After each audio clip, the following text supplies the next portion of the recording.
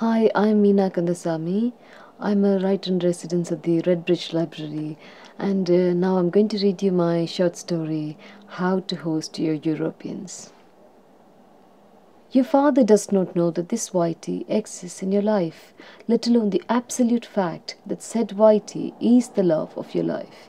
Your mother knows him, knows of him actually, as an office friend.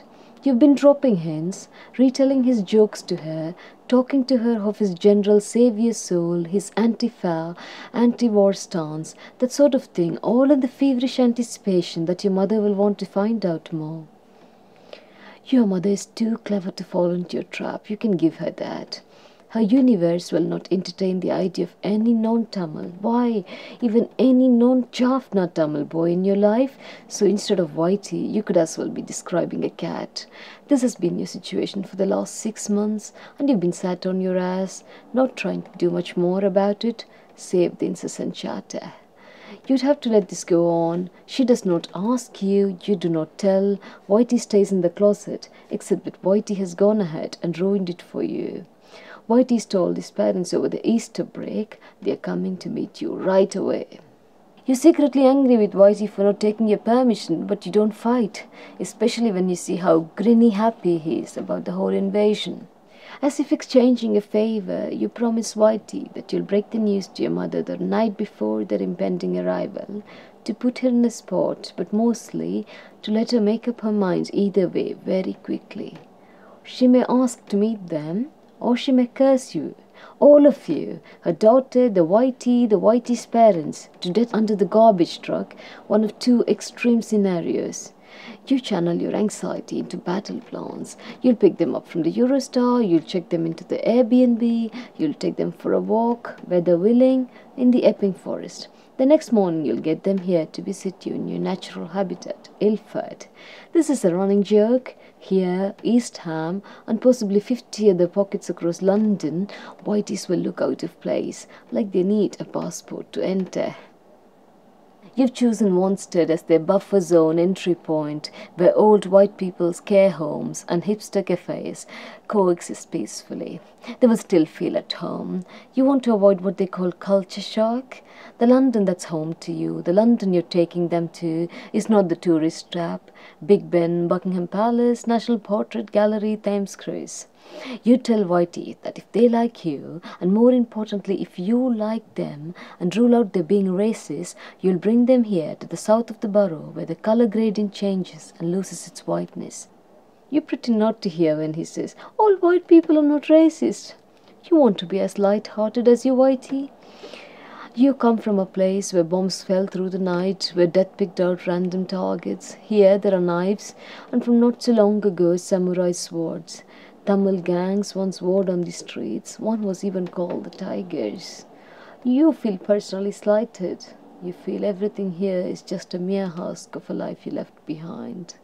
You're superstitious and think to yourself that, like the rains, you've carried the curse of sudden death with you across the seas. Some years ago, a 5-year-old Tamil girl was shot in the chest, walking distance from your home, your British home. This March on Ilford Lane, a man was stabbed 10 times and left for dead in the snow. You'll tell your Whiteys all these stories without a trace of fear, without making London sound unsafe or dangerous. You'll tell them there's going to be hotspot policing and stop and search here. This is how Britain becomes Europe. You'll tell them you hate your journeys into the continent, being asked to show your papers, being considered a shoplifter, being avoided even by the beggars. You know that when you stand apart, you're going to be asked to step aside. Belong, belong, goes the voice inside your head. The same voice that in your mother tongue reminded you to stay defiant, that told you to not go weak in your knees at the sight of Sinhala army checkposts, that told you to be proud of who you are. You know that if your Europeans love you enough and value your opinion, all of your rage will not offend them. You'll take them out to Saravana Bhavan, teach them to eat with their hands the way your Whitey has loyally learned to do. You'll give them a haphazard tour.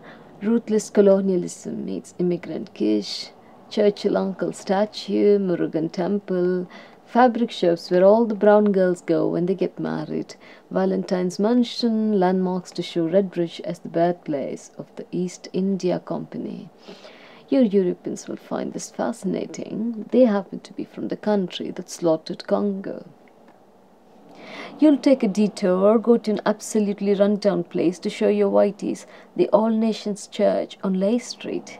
You, and only you, know that it is right opposite your house.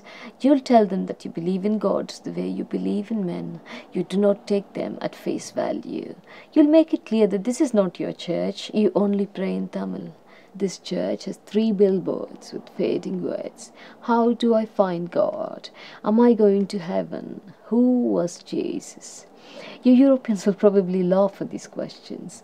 You'll check their mood that moment, tally it with your mother's mood from the previous night, and if all goes well, you'll go, your European entourage in tow, and knock on your front door. If your whitey is lucky, your mother will make them tea. If you are lucky, she'll start asking you a lot of never-ending questions.